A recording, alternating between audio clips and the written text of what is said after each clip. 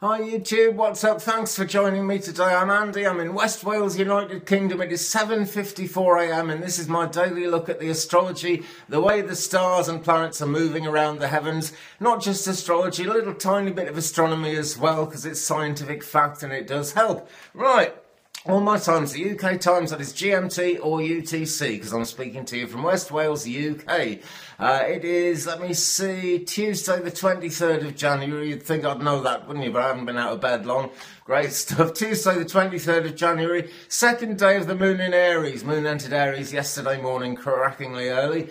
She stays in Aries right through until 4:15 AM tomorrow morning UK time, and then we have a void of course period. If you're up and about at that time, or if in your part of the world it's you're busy at that time, that is a time for not doing anything that attracts any new action, creates any new developments, just consolidating what you've already done during the void of course period. And then the moon enters Taurus tomorrow afternoon at 13:39, 21 minutes to 2 in the afternoon, United Kingdom time. And under a Taurus moon, we start seeing things change a bit.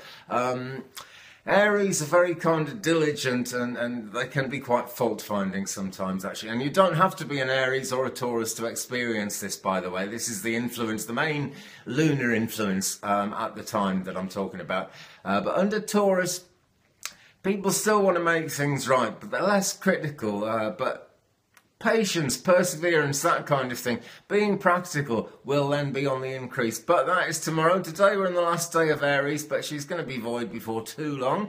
All right, so the Aries moon right now is 33.4% full, waxing crescent. Half moon comes up tomorrow, a time when people start questioning their own motives and wondering if they're doing the right kind of thing. You probably are. It's healthy to question it. That's why these things come up. But it could very well be worth thinking, what effects are your plans having on your life and the people around you, okay? But that is tomorrow at 22:20, late at night, well, late-ish at night UK time, first quarter. But right now, 33.4% full, and the moon is square Mercury. Now then, here we go. Mercury has everything to do with communication, really, and that, of course, plays into travel and transport in the most unusual ways. When this isn't the case today, but if Mercury was retrograde, I would say kind of don't buy any shoes today. Maybe don't buy anything today at all, get involved in stuff, because strong emotions may trigger misunderstandings. That's what it says here, and they certainly may. So you've got to communicate sensitively if you possibly can. I mean, if someone's had a go at you, the best thing to do quite often is let it go. Really, it is. Schedule disturbances are possible. Transport, travel, that kind of thing could go awry. So just plan things carefully. It's not guaranteed to go wrong or anything. Just plan things carefully because it is important. Spaceweather.com, let's have a quick look at it. 480.6 kilometers a second, the solar wind speed, down a bit from yesterday. Proton density, 4.6 a cubic centimetre, and that is radically down on yesterday. It was rocketing yesterday. But what has happened, there is a bit of activity. It's not completely benign because the sunspot 2696, which we've been told was about to disappear and cause no more problems, well, it has disappeared round the back of the sun now. But magnetic fields threading the remains of decaying sunspot AR2696 erupted yesterday, January the 22nd, at approximately 3 o'clock in the morning UTC UK time. Well, that explosion produced a minor B9 class solar flare and flung a coronal mass ejection off into the atmosphere. Now, coronal mass ejection is like a strand of magnetic. It really exists and it's really magnetic. What it's made of, I'm not sure, but basically it's this huge strand of magnetism which comes off and travels through the universe. It can buffet the Earth, it can cause electronics problems, that kind of thing. That's really where we're looking with sunspots and solar wind for effect.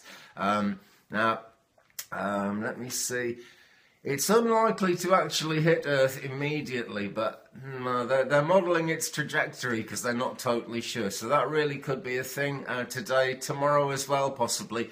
But the solar wind itself isn't much, and the coronal hole is kind of going off the side of the sun as well. And with any luck, it won't be facing us or causing us any bother very soon. In the biodynamic cycle under an Aries moon, it's a fruit day, and fruity it shall be. But think about, what's bearing fruit in your life. Revere the leaves of the tree that gives you shelter, I said the last 3 days. Now I'm saying it's a biodynamic fruit day. Look and think about, and even maybe also revere the fruits that are coming from the leaves of the tree that give you shelter, because they're the things that are going to feed you and nourish you. No big transit things seem to be happening today. I hope I haven't got that wrong. I don't think I have. But on January the 26th at 7:56 a.m. UK time, that's 4 minutes to 8, the Mars will enter Sagittarius.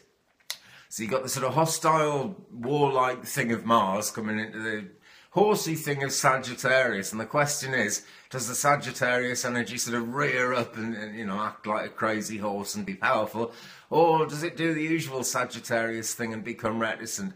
You never know, but that is a definite clash that's coming up on the 26th. No great shakes today though, and certainly nothing to worry about. Well, that's just about it for today. If you're interested in this, do look further into it. There's loads of information out there. Everything I tell you is true, but it may not be the whole picture. These are the main influences, that's all I'm saying. Okay, have a great day, my friends. Don't forget to like and subscribe. Thanks everyone actually who's been sharing and subscribing. My views have gone up and up just lately, and that is brilliant. It allows me to give it a bit more time, try and make better presentations of it, try and improve things. But if you've stuck with me since I was kind of stuttering in a corner last year, thanks very much. It's starting to work out, and I hope that your life goes absolutely beautifully as well. Right, thanks for watching, my friends. I'll see you tomorrow. Bye-bye.